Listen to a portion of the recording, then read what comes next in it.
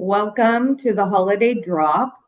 I am Maggie Horn. I am the director at the Gannon Small Business Development Center, and we very much appreciate you joining us this morning for our webinar all about sales and marketing ready for the holiday. I am joined today, let me forward here, by my SBDC team.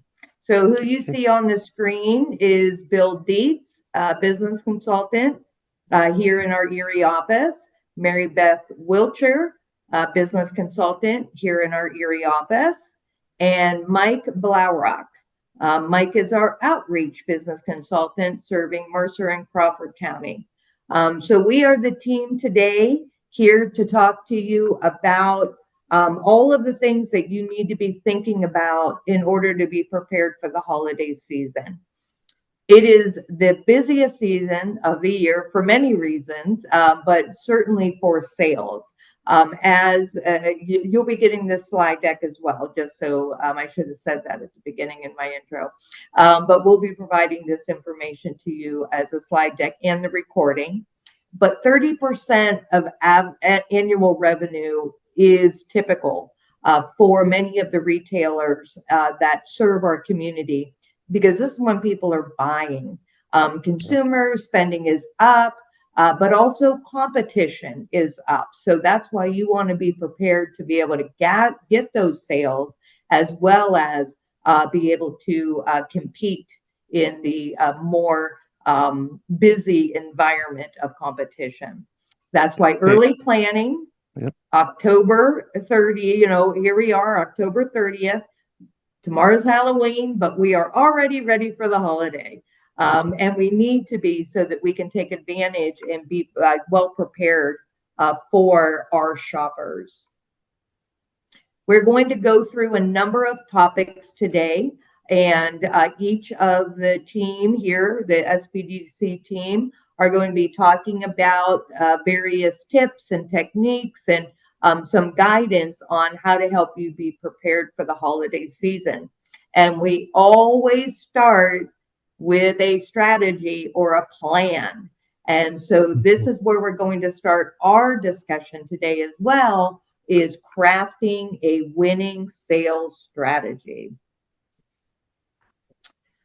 So just some bullet points, certainly setting clear goals. You want to be bundling. Some of the team are going to talk about and give you some tips on how you can bundle to get the most out of your holiday sales, making sure you're strategically pricing and reviewing past performance in order to truly take advantage and be prepared for what is expected based on those historical that historical revenue.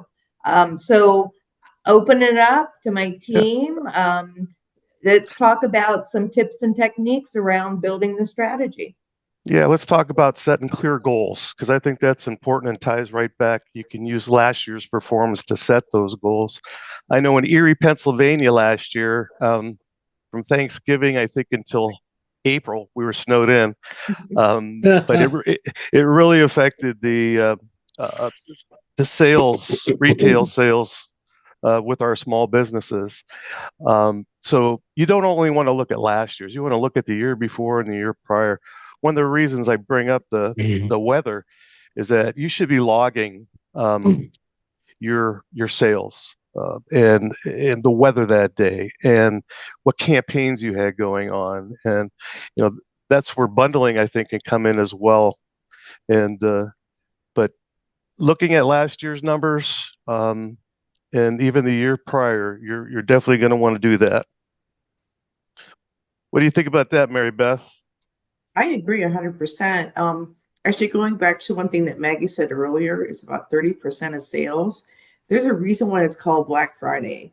And that's because that's when many retailers actually make the turn and they go into the black. They're out of the red and they're into the black. So you only have 2 months to actually nail 30% of your sales goal. So keep that number in mind. Yep. And you can take advantage of both Black Friday and Small Business Saturday as small businesses, Mhm. right? People are out on Black Friday, get them to your store, not only that day, but then for the designated Small Business Saturday as well. From my perspective, I think starting sooner than later, because the holidays come upon us really quick, and you want your strategy in place tomorrow so that you have your social media schedule, your website reflective of the holidays, and so that you have your staff ready and they are on the same page as you are. So give out the candy for Halloween and then get on your strategy for your holiday season. Yeah. Yeah. Bill, did you want to comment? Yeah, I was going to say around bundling smartly. I think when you're looking and doing your homework as far as your sales goals and last year's performance, look at the items that moved, look at the items that didn't move, and consider bundling them as a package buy of sorts, or and for only $10 you can get this as well, type of thing. It's a very strategic and impactful way of selling your best merchandise, getting that out, but also getting rid of the dogs that you had from previous year, for lack of a better term. Yeah.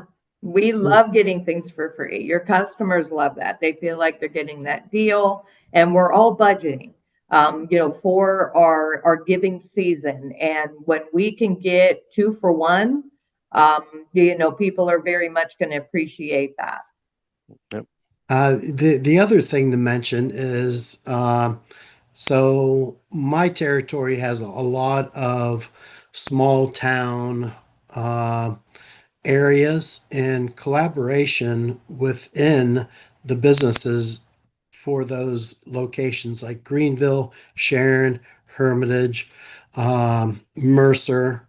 So don't be afraid to collaborate with the other businesses within your area, because what they see may be something that you don't see. And it's always good to collaborate. Yeah, and speaking of that, in the Mercer area, Mike, Winter, the Lube, and Daffins often have their billboards. They actually use that advertising method because it's three different three different focuses. But they figure if you're coming in for candy, you may Yeah. want to do some shopping, and wait, you need something to eat too before you eat, too much of your chocolate. So that definitely is a great tip for sure. And we've mentioned Black Friday, Small Business Saturday. You want to align your promotions for those target dates, those target times, so that people are well aware and they're preparing. We all, I know I do probably not as good a job as I should, but I certainly have in mind, okay, December 2nd, I'm going to make sure I'm going to take a couple hours and get some of my initial shopping out of the way. And hey, there's some deals going on during Black Friday and Small Business Saturday. I definitely want, to see what's happening. And if you miss that window to let people know what you have to offer, it certainly can be detrimental to your sales overall for the holiday. Yeah. Yeah. And another tip on this particular screen in the planning portion of our discussion, training your team to upsell. This coincides with that bundle idea, right? Yep. If you have something, whatever it is you sell, I often use the ice cream and ice cream cone, scenario. They go together, right? And so you definitely want to be considering what other items might be indicative to or coordinate with an item that a customer is buying. Having things up at the register, right? Where people are getting ready to go, having items there that last minute could be stocking stuffers, things of that nature. And have them, be comfortable of recommending it, you know, to recommend it. Yeah, the upsell is really, really important, I think. Hey, I have a great tie that'll go with that sweater. That's what I get every year for Christmas is a sweater and a tie. Yeah. So I know they're getting upsold when they're making that buy, and there's so many ways to upsell. So keep that in mind with your staff. Also with that, in terms of upselling, I always think of the next event that you're going to do. So you've got Black Friday, Shop Small Saturday, but market for your next event coming up and collect emails and information from your customer because there'll probably be a lot of new people coming through your door. And you can utilize that information for future events. Yeah, and we're going to talk build your more about customer base. Yeah. Mhm. Yeah, and we're going to talk about a little bit more about that, Mike, in our section on customer, retention, making some more lifelong, keeping them coming back, not Right. just that first time coming in. And it does all go around that planning has to have marketing planning in it, right? And so we definitely want to be maximizing that marketing impact. As we stated at the beginning, this is a very competitive environment right now. Dollars are scarce, and people are very, particular on where they're spending their dollars. And you want your product or service in your company to be one of those options.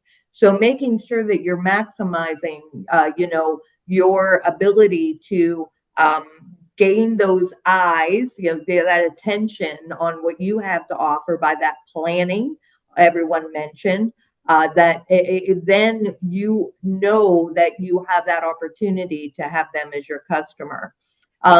You do this by having clear planning that includes content calendar, right? When are you going to be doing things? When are you going to be, when do you need to get the word out about it? It can't be the day before. People they're making plans. So you want to make sure that you have your calendar, your content out in enough time that people are planning on and stop being at your place of business. Bill, I'm going to have you we talked about this emotional storytelling the other day as a team. Yeah. So if you want to chime in here about that. Sure. I mean, think about the big boxes and some of the people or entities that have built brand off of emotional marketing. And I'm going to use, for example, I'll use Hallmark. Hallmark, I think, is a great example of emotional marketing done right. I mean, they're reeling in, whether it be through their cards, their ornaments. They're always telling a story about love and family and togetherness. It's all, that's emotional marketing. It pulls together meaningful giving during the holidays. And, holidays are an emotional buy.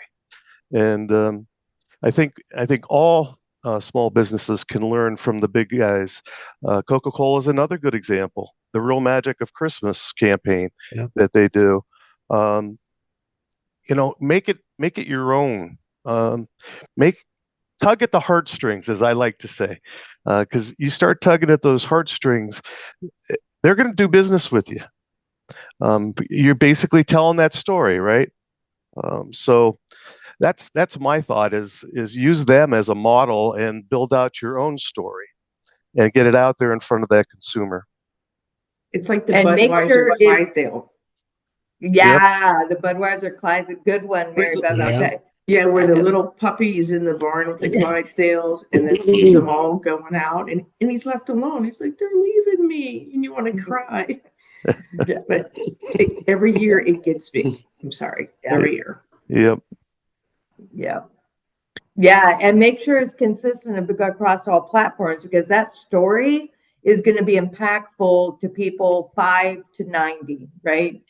Because that's as Bill mentioned, this is a season of togetherness and closeness, and the time we have the opportunity to gather so much more than any other time of the year. And being able to, have that story. And you mentioned Hallmark, and it's like they literally have the movies that go along with what they sell, right? So they give you a whole season. Already doing it. They started it a couple weeks ago, their holiday season. And believe me, they're selling, those commercials. Obviously, our small businesses don't have that, right? These are the big companies, but you can absolutely emulate that with who you are, what you have to offer, and your story, and how that can be part of their story as well, and they're giving this coming season. Yeah. And I think the digital channels, using them strategically, good segue, Maggie, right into the marketing channels that work. Social media, with the metrics and the dashboards that they have, who your audience is.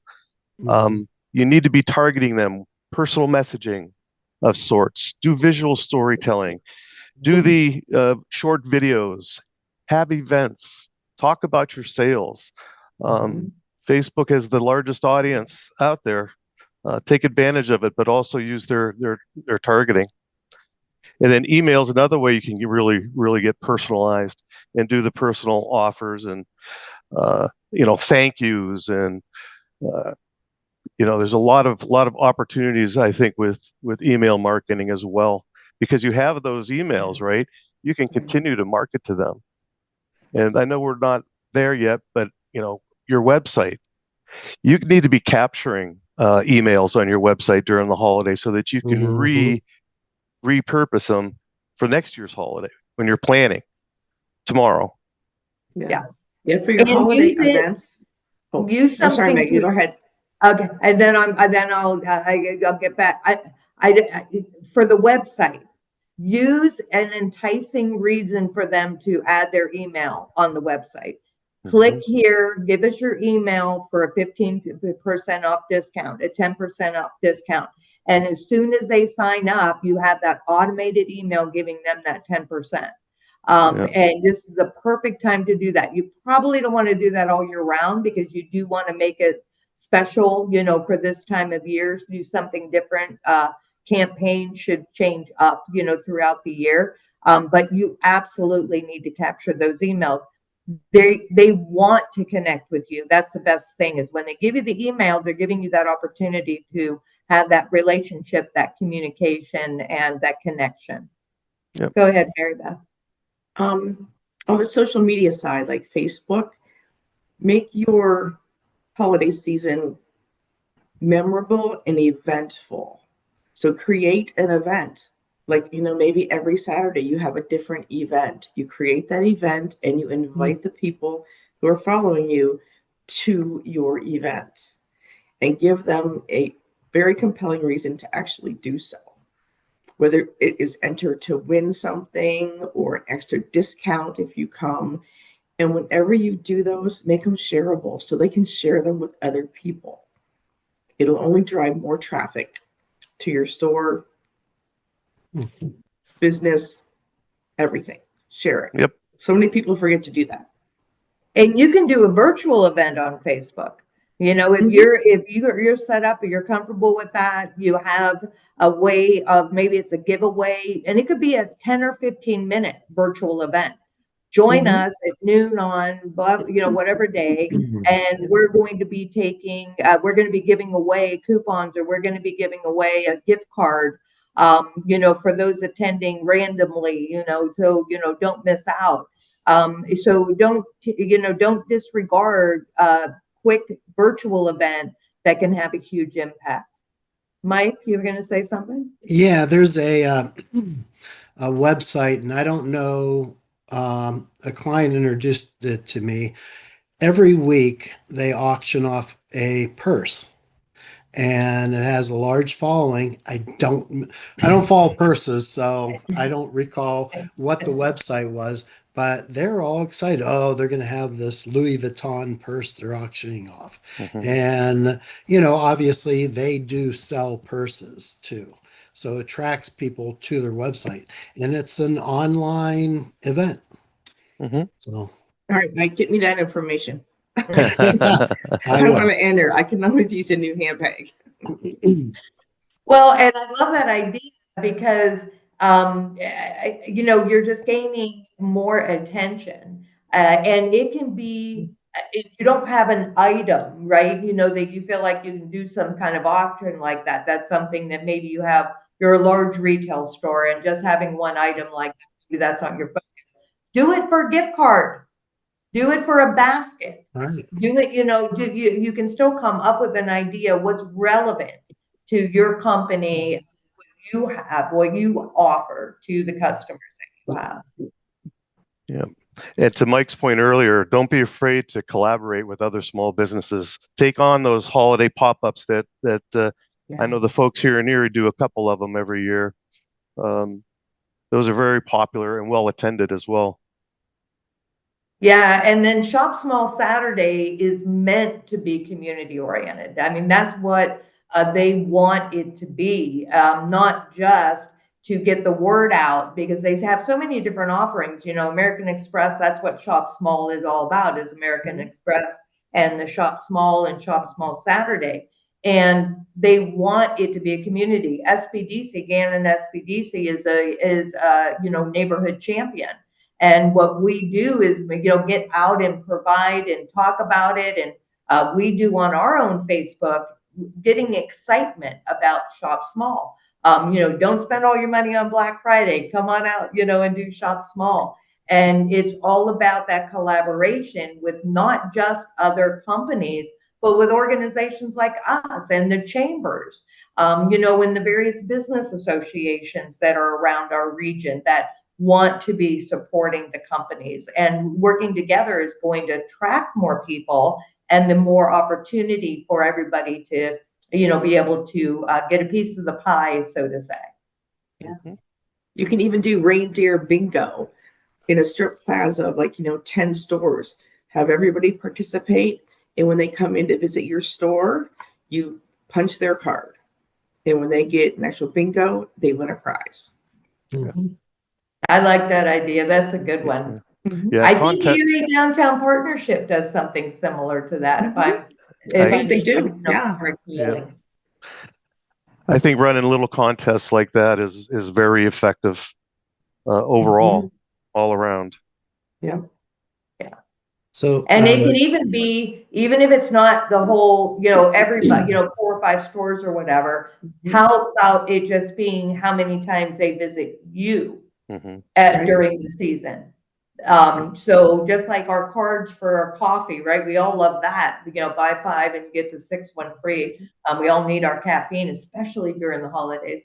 So it could be something as simple as that.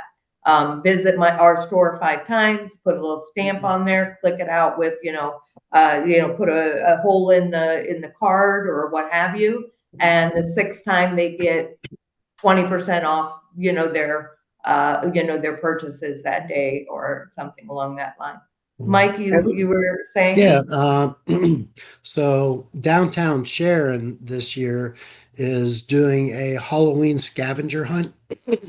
So if you go into one of the stores, you're looking for a specific item. And if you find it, the owner or the person working there will initial that, hey, you've been to our store and you found an item.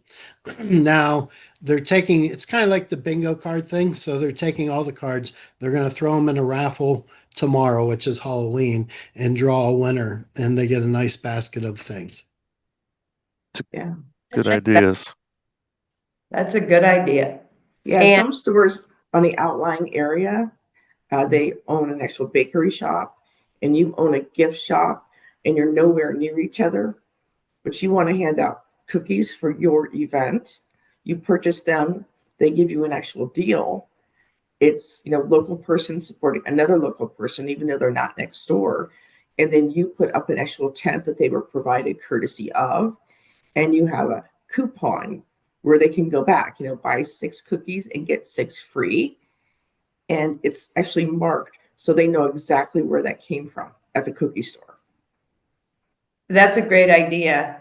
Before we go to the next topic, which is optimizing online, we have a question in the chat. Yeah. So let me pull that up. I need to get over to the right screen. It's from John, Maggie. John's asking, what is the best way to obtain potential customer emails for an email marketing campaign in addition to our current internal email list? Buys list? If yes, what are the names of the reputable companies that provide this service? If yes, should we provide it? Hold on. That was from John. Buy list? If yes, what are the names of reputable companies that provide this data? And is it considered appropriate to market to our existing? I should put my glasses on, huh? That's okay. With the And live is it referral? considered appropriate to ask existing customers to provide names and emails for friends, other businesses?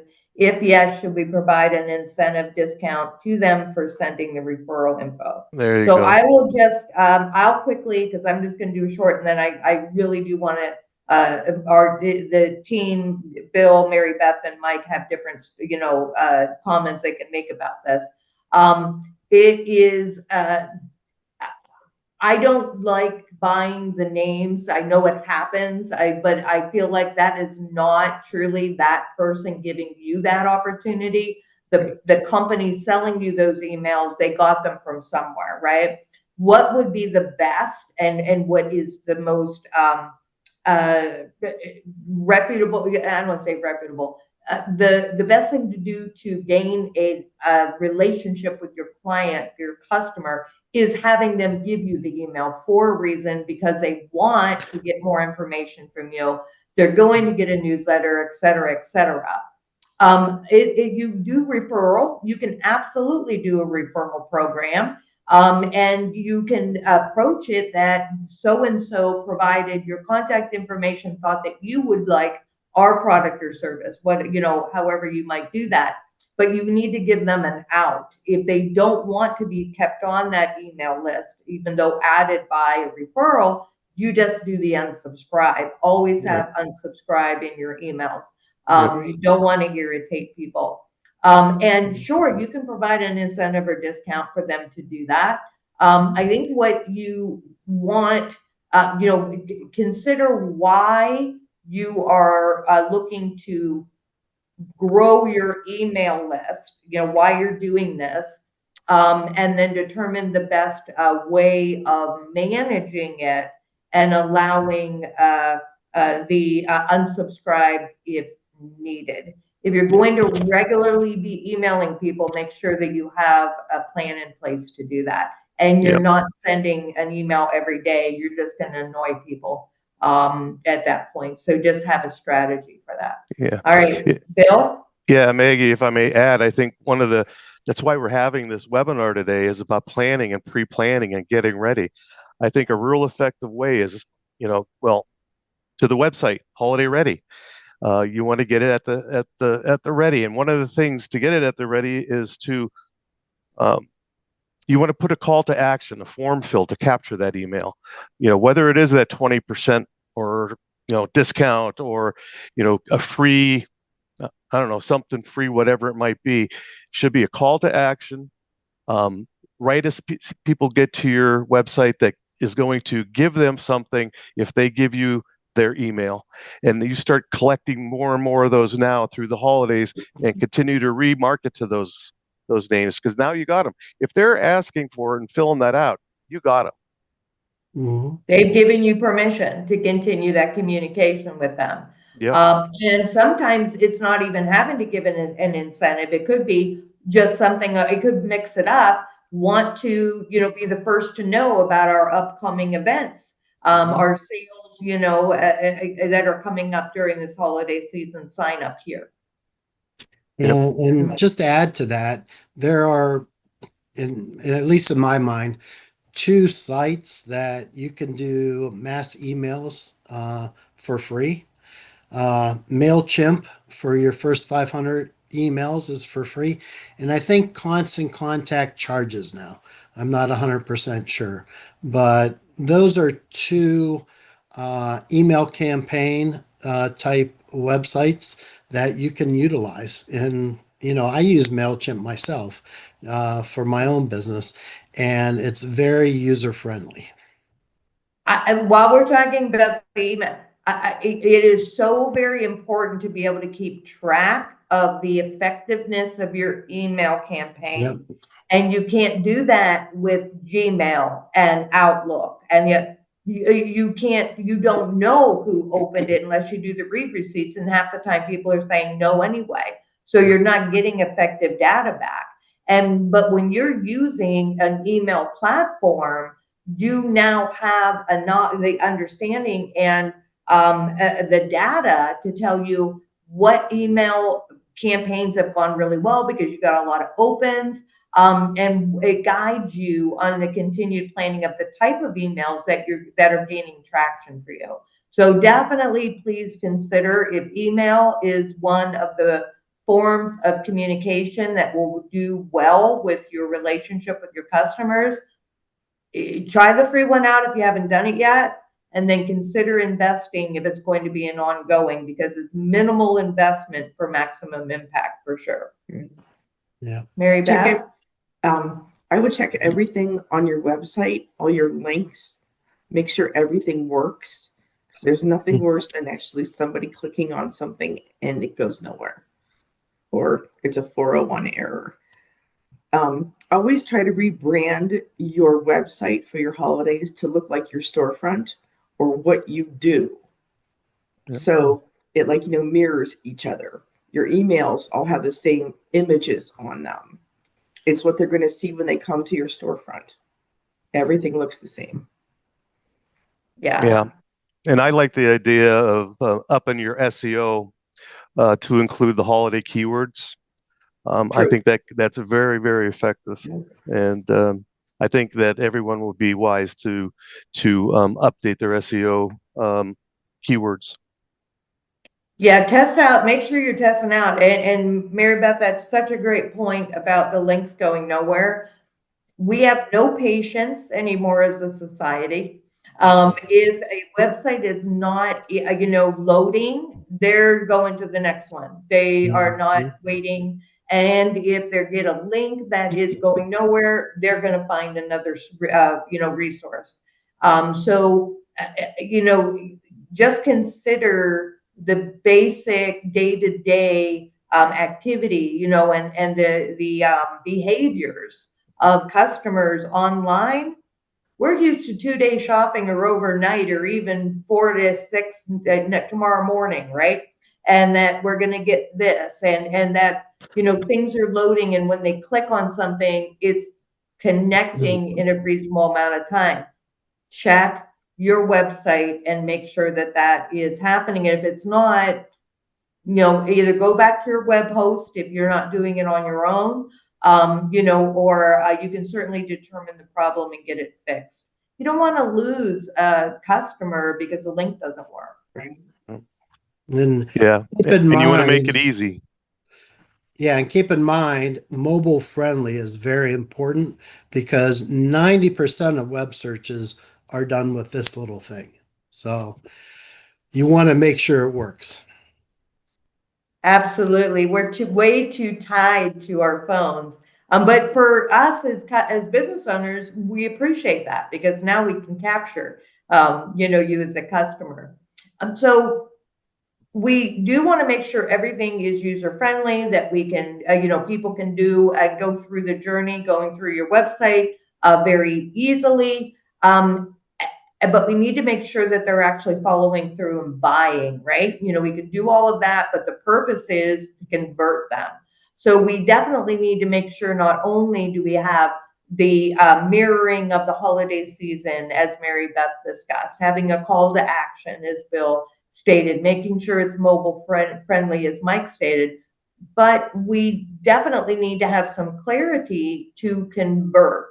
And so on this slide, we have a couple of, tips about that.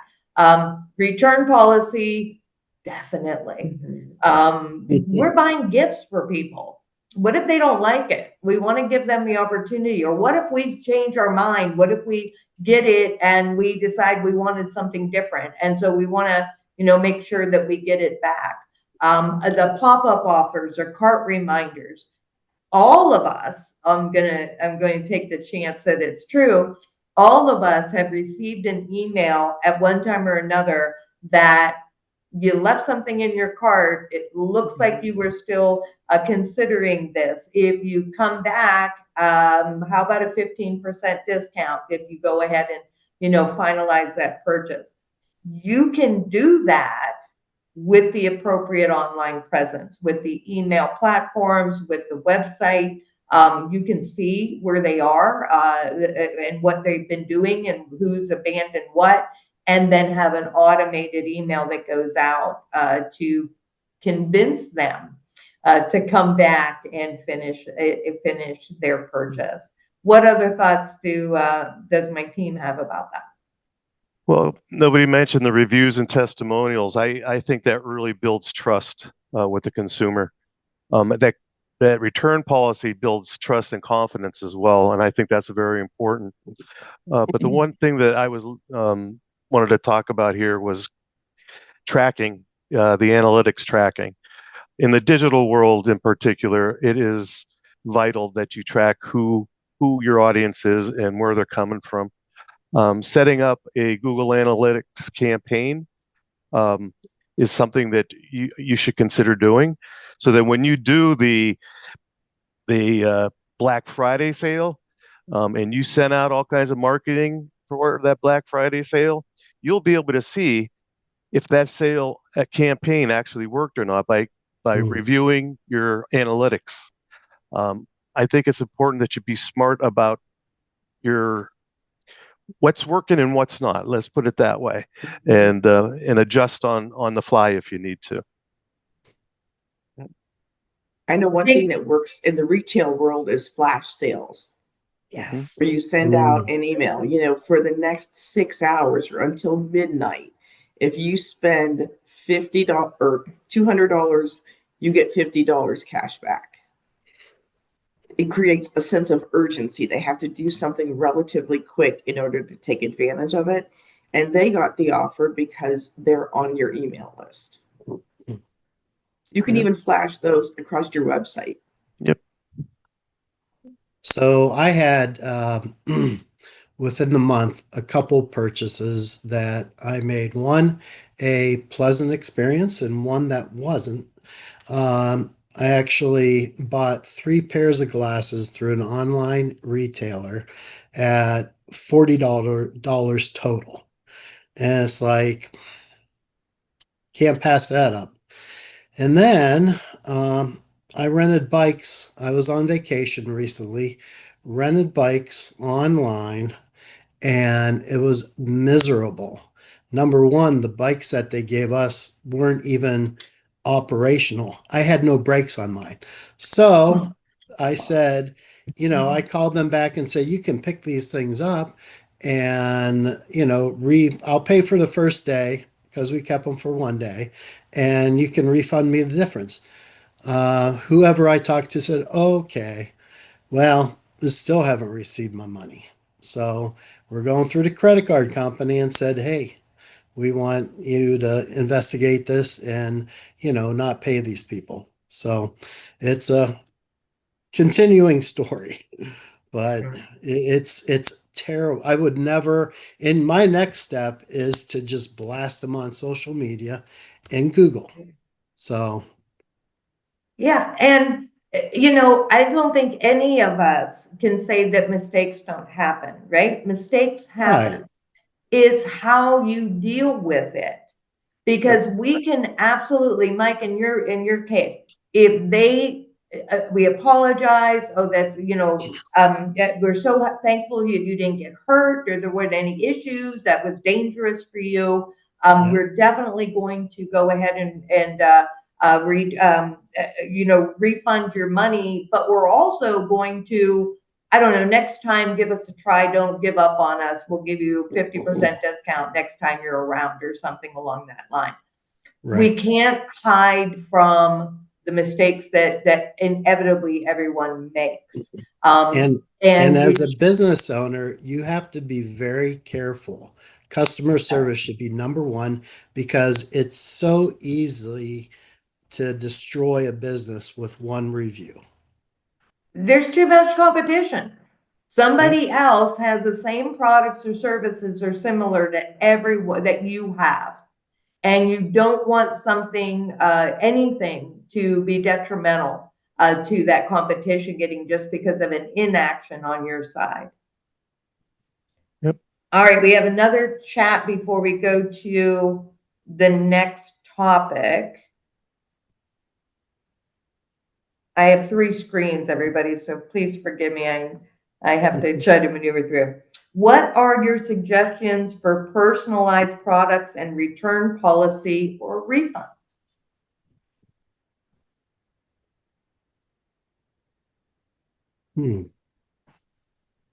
For me, I'll give you something and let everybody else kind of think about, maybe what your thoughts are or what you've had a client do, right? Personalized products, that's what's important about having the sales analytical, the data that Bill has mentioned, that all of us have mentioned about having, right?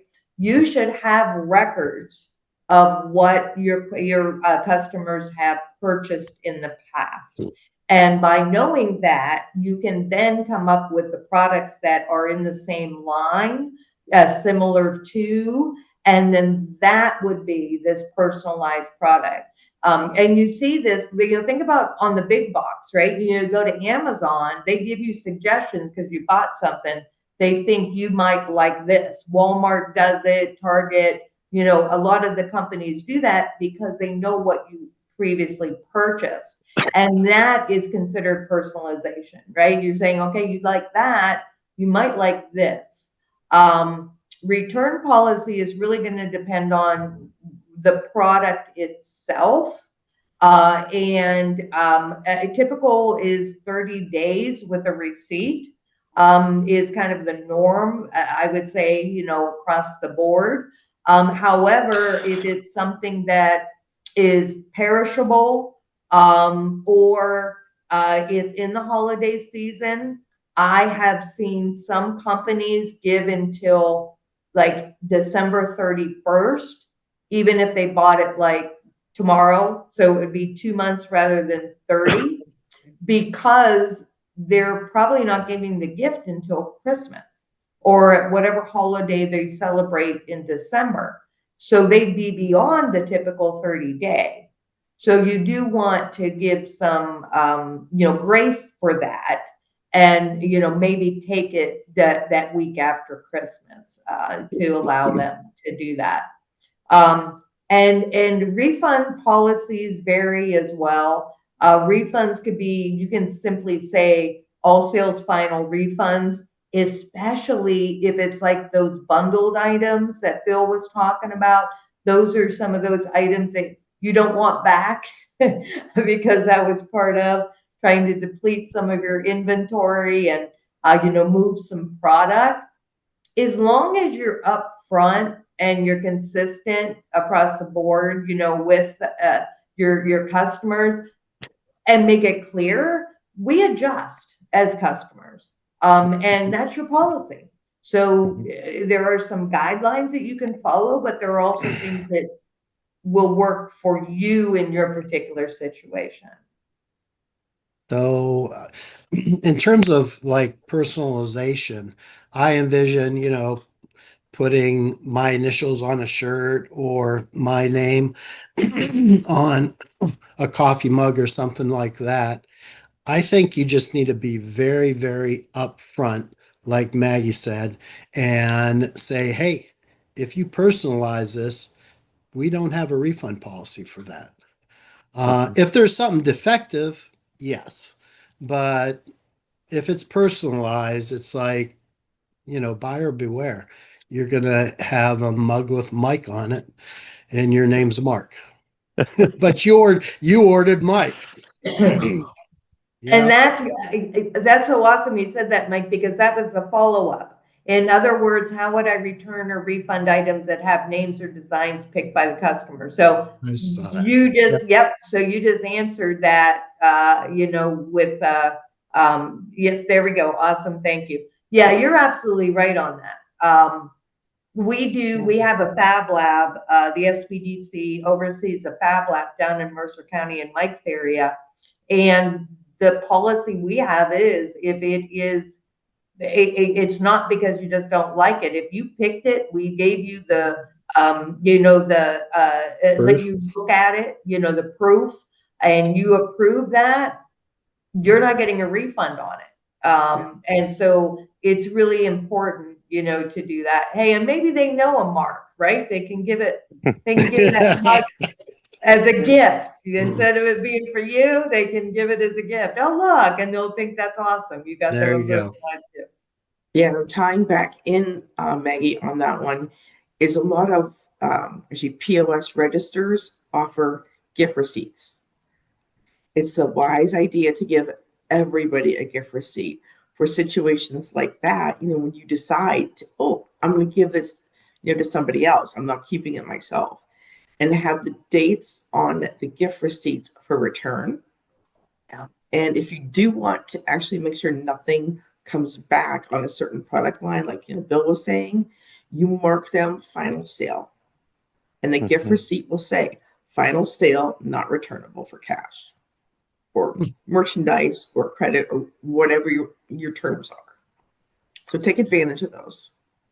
Yep. And all of this ties into this topic, right? Inventory management. I mean, we're talking about what our policies are, for returns. We're talking about bundling items and, how we are managing our customers, our events and other promotional items, right? We need to have the inventory that follows up with it, right? So we got to figure that out ahead of time. We love planning, if you can't tell, here at the SBDC. We've been here 45 years now. We're so excited. We're celebrating our 45th year here at Gannon. It makes sense. It does take time. You do need to, from your very busy day, your very busy life as an entrepreneur, as a business owner, you need to take the time to plan because it's going to absolutely pay off in the long run. And this time of year, not only the promotions, not only, considering how we are going to make sure our online presence is on point, but that we have the inventory and we're managing it appropriately to not lose a sale or be not stocked, to truly be able to hopefully get additional shoppers in our doors, through our doors or on our website this season. So some of the ways that you can do that, and Bill, you were talking about a lot of this stuff. So I'm going to let you take the first discussion on this inventory management piece. Yeah, well, I was, like I said, you have all this data at your hands of what you did in previous years, actual. Leverage that information to help you forecast what this year could look like. Take into account different things, weather, things like that, but what moved and what didn't move. Obviously, you're going to want to prioritize the best sellers. Get a hold of your suppliers now. Make sure that you're all good as far as the items that you're going to keep in your inventory, and always have a backup plan. Have a plan B. I think it's very important. But again, you keep hearing me talk about referring to your data, and that's because data doesn't lie. It's going to tell a story. It's going to help you prepare for the year ahead. And I would definitely be going back and taking a look at your inventory from previous years. There's a reason why all these big box stores are investing in AI because of that. So data is number one. Yep. I was a data geek for many, many years. Still am in many cases, and it really helps with business decisions. And you want to do real time, right? You know, Yep. tracking the real time inventory. I mean, and they'll never, you know, Walmart is like the best inventory management company out there. Amazon is probably, they may be better, but in my opinion, with Walmart, in the retail place, right? You know, just a consistency. As soon as they scan your item or you scan your item, it's out of inventory. They have an algorithm, they have their inventory management system set up so that they know everything that goes in and out of that store all the time. Now, you may not have that, you know, ability to be able to do all that, right? You know, but you can keep track of your inventory with your point of sale system. It may not be as sophisticated as Walmart or Amazon, but it is going to help you at the end of the day. You can run a report and you'll know what's sold without having to go to the shelves and take, you know, count. Take the time to invest in proper inventory management is going to give you that opportunity to plan your purchases well. Stop buying things that aren't moving and you're wasting money on inventory that, you know, you can be investing in those other items that are. Make sure that, you know, you have it set up and it is user, you know, it works best for you and your particular type of company, your, you know, typical sales cycle, etc. And by having an idea, I like this last plan post-holiday clearance early. Yep. You're going to know what's going and not, what's moving or not by the first week of December, because many people have already started to buy on Black Friday, Shop Small Saturday, you know, purchasing early. You're going to see what was selling the most during that period, and you'll probably see those sales continue to be higher on those items and the other ones maybe not moving as well. Have an idea, have your clearance sale ready.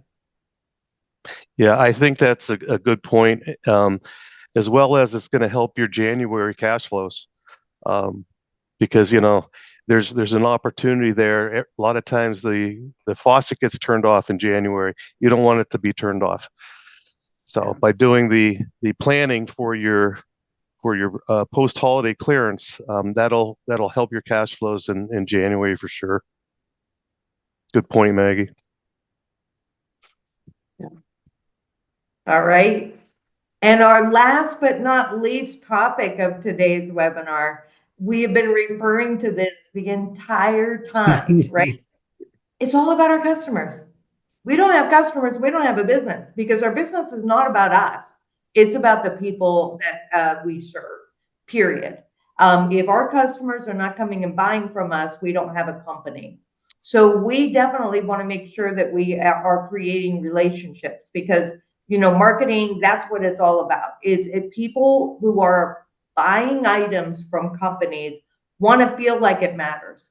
They want they want a relationship. They want to feel like that because they have taken their hard-earned money that they could have spent anywhere and they purchase from you, that you appreciate it. You are, you know, so excited about having them as a customer. You want to keep them as a customer. You want to continue relationship discussions throughout the year, not just at the holiday time. So let's make sure that we are putting, you know, a routine in place, different processes in place to make sure that we are having great customer engagement and retention, not just now, but, you know, retention into the future is what our goal certainly should be. Yeah, the fast, friendly, thoughts on it? personal. I agree. Yeah, Go ahead. I was going to say that fast, friendly, personal touch really does a lot. It really helps with retention too. You know, you know, a handwritten note, a thank you. You know, the little things go a long way, I guess is where I'm going. One of the things I think too that during the holiday seasons, when you're talking about outstanding service, is having. I went to a gift shop last year and they had free wrapping. You know, that was I thought what a wonderful idea, because I don't wrap well, so it's those little things again that really go a long way when it comes to the consumer and them and retaining them.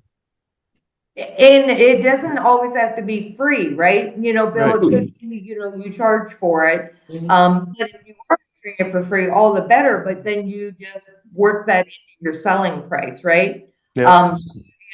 If you were going to buy, if your price for a certain, item was $30, you're going to make it 32 because you're going to be offering free wrapping, things like that. That's what it's all about, the management side, right? The selling side. Mm-hmm. And I'm going to just, because I know we have a lot more about customers, I want to address the chat. Collybark.com, a company that sells sun protection clothes, also uses SMS text messages with short message and an active link back to the promotional items. I thought that was a good approach in addition. Retargeting. I completely agree with you. It's more difficult to get text message, people to give up their phone number, but it's not impossible. People are much more free with emails because they feel like it's not intrusive on that phone that we have in our hand 24 hours a day.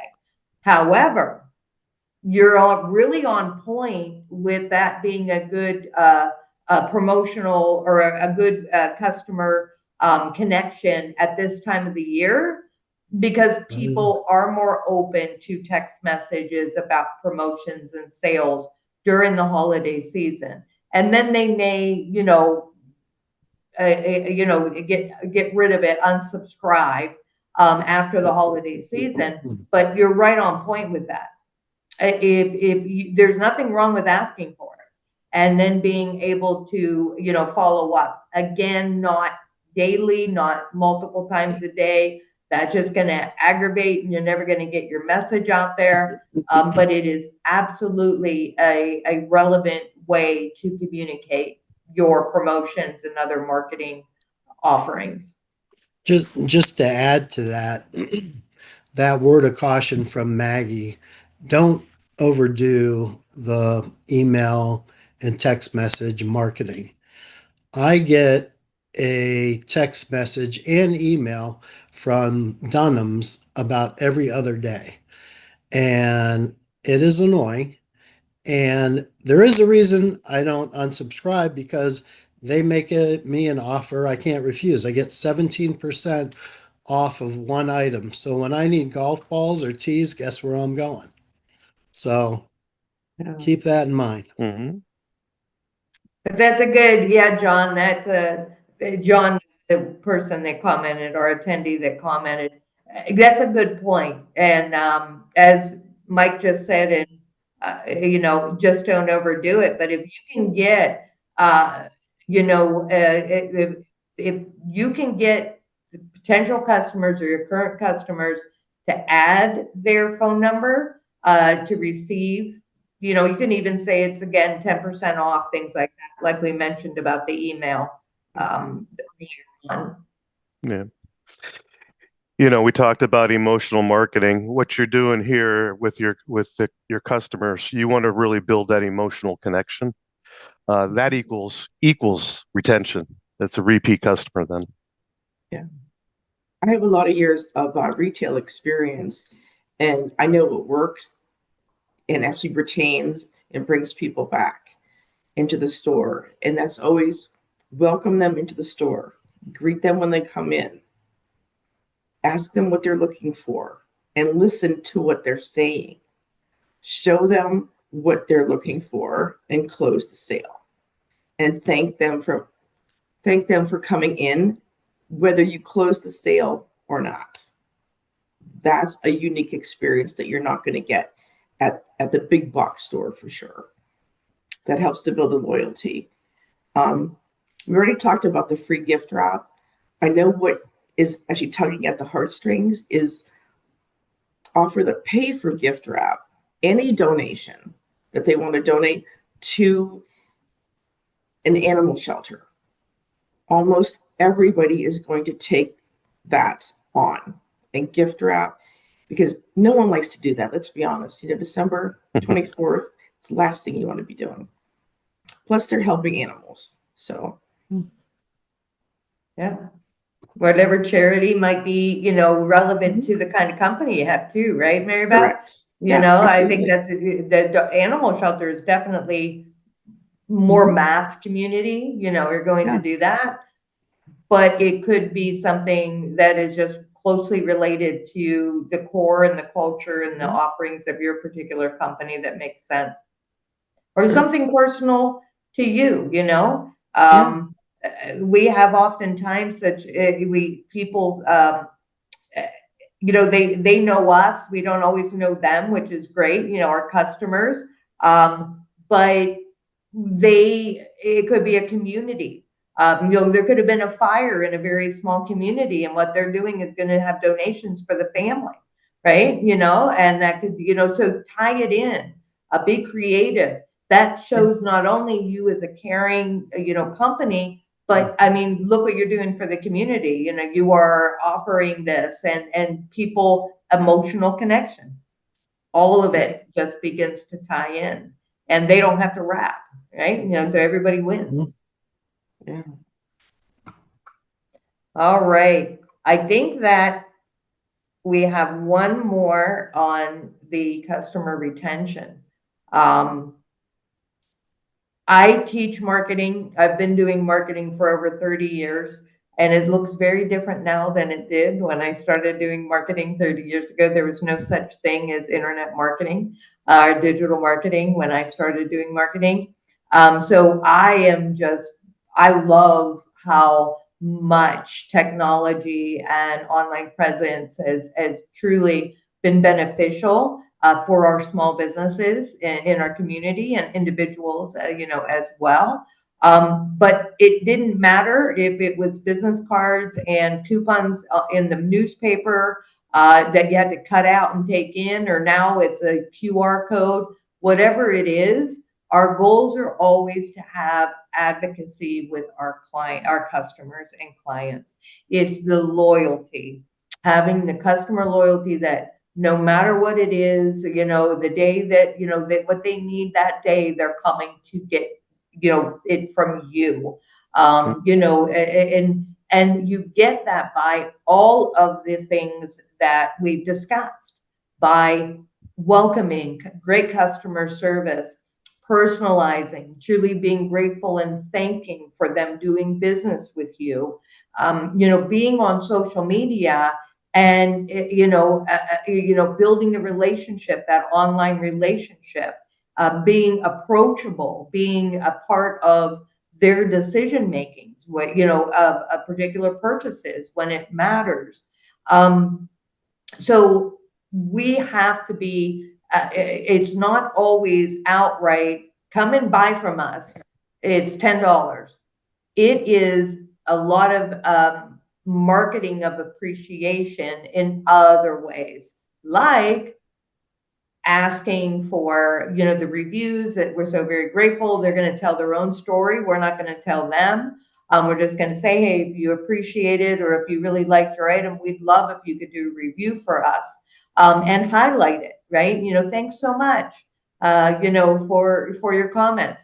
But as we've talked about just the most recent topic, community and charity tie-ins.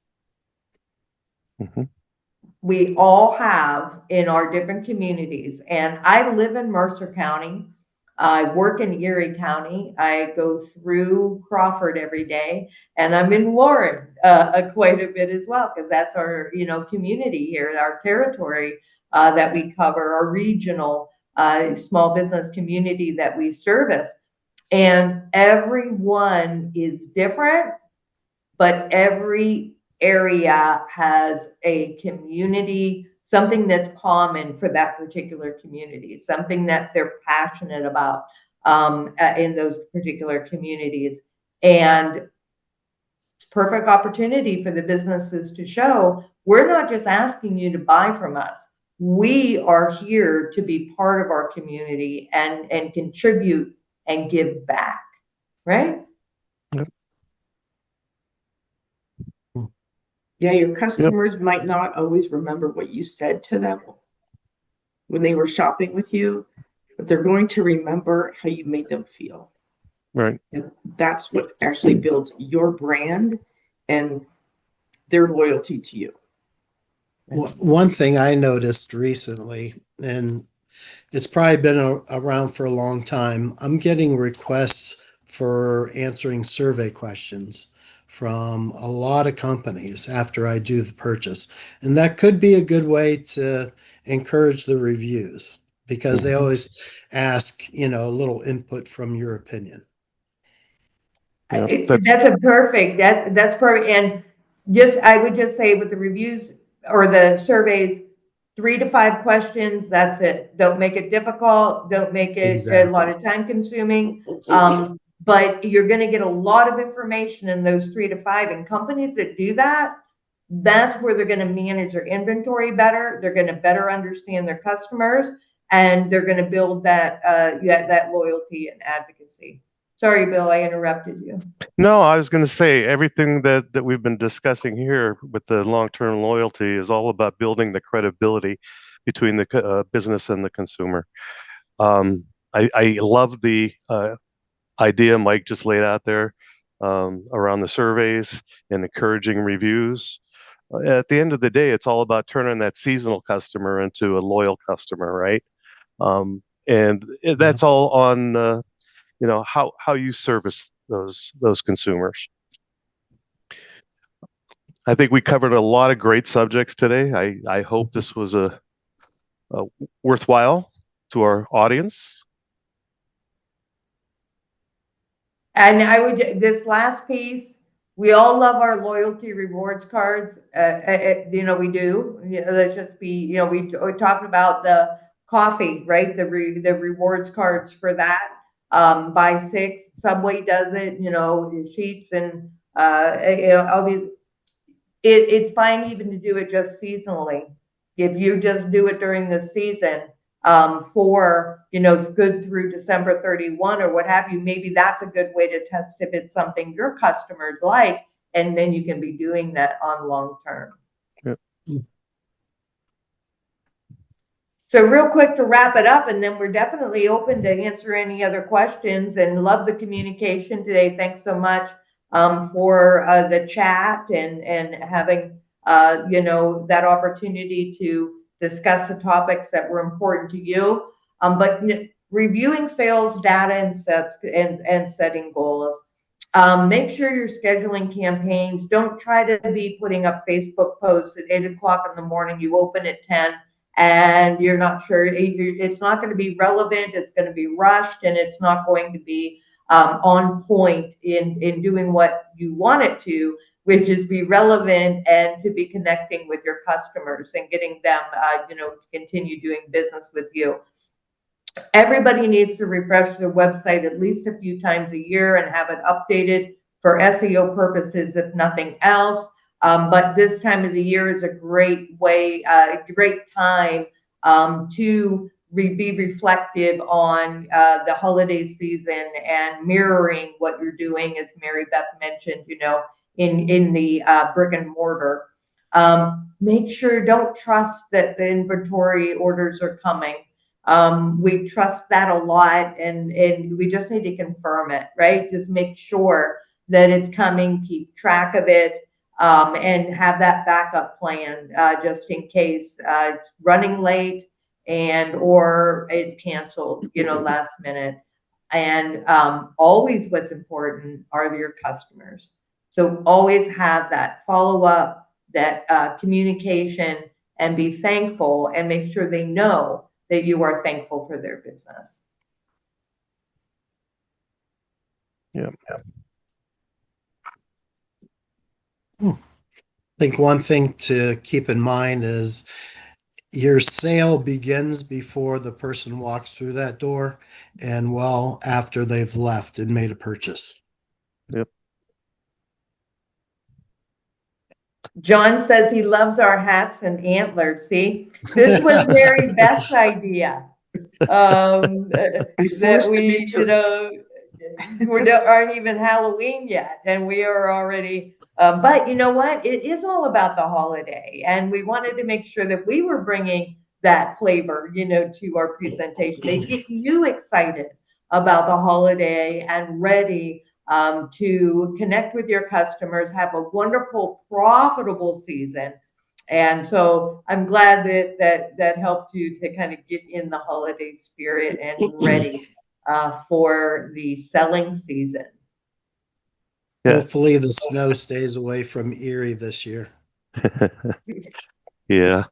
Unfortunately, they're saying we're going to have a little bit more than usual. And Xanda and Eliza, I hope I'm pronouncing your name.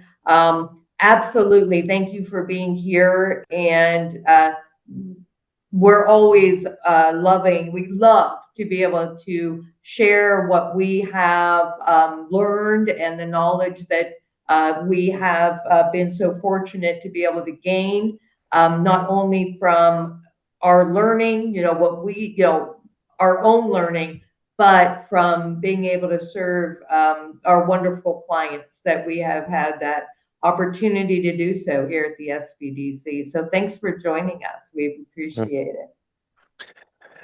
And what are the folks going to receive after we're done today, Maggie? They are going to receive this recording. I will send a link as soon as it gets rendered and it's ready to roll. I will send a copy to this link if you'd like to listen to it again. And then I'm also going to send the slide deck. That is, you saw, the tips and techniques there, but we also have a checklist for you. There we go. There's Vanna Bill showing us. We have a checklist. So, keep you on track. You have a lot of things that you are looking to keep in order and juggling so many different things during this holiday season. That the checklist, I hope, will help you to feel that you're on track and that you didn't forget something that could be very beneficial as you are planning and selling during the holidays. Love checklist. Awesome. Glad to see you hear that. During November, we'll wrap it up now. Before we wrap it up, in November, our programming is going to be all about Shop Small Saturday. It is a very big opportunity, the season's best opportunity to be able to showcase our small businesses in the area. And that's what we love to do all year round, but especially during Small Business Saturday. And so we're going to be doing a 3-part series. One doesn't rely on the other. So if you can only join one or two or all three, it's really up to you. But it's all about topics for leading up to and being prepared for Shop Small Saturday. They'll be on Tuesdays, a little lunch and learn type of a format from noon until 1, no cost. Same place you registered for today's, the same place you can register for those, sbdcgannon.org seminars. And we'd love to see you there, hoping that we can give you a little bit more support, and always here to help every other day as well. Awesome. Okay. Any final words from any of my team? No, this was fun. I enjoyed this. Very good group. Looking forward to doing the Shop Small Saturdays. Yeah. Same here. I can't wait to see the bargains out there. Yeah. All right. Thanks, everybody. We'll see you soon. Bye. Bye. Happy holidays.